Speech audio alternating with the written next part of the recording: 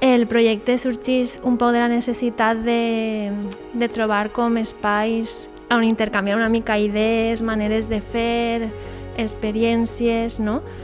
On se dona una mica la reciprocitat en el coneixement.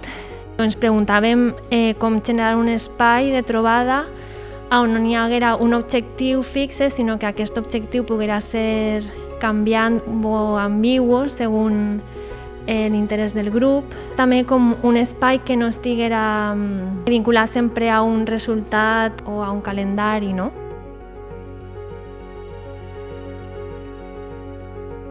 Para empezar, iremos deambulando por las calles del pueblo, todos juntos y en silencio.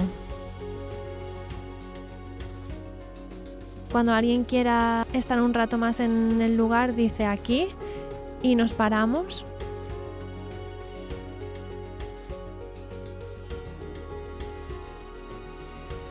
Y cuando alguien quiera reanudar la marcha, dice nos vamos y continuamos caminando.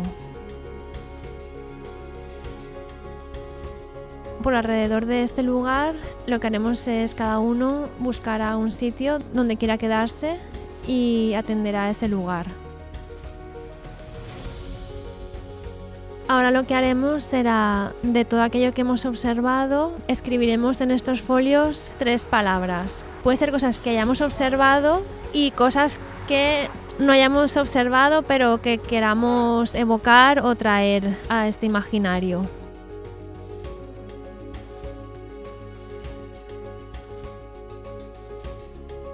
Encaminat cap a aquesta idea de què significa estar juntes, què és això de trobar-se per a què, i hem derivat cap a unes pràctiques que en veritat no estaven directament relacionades en la primera idea, no? Com una cosa arrossega una altra i anem cap a llocs que tal volta no pensaven que podien existir o passar o compartir.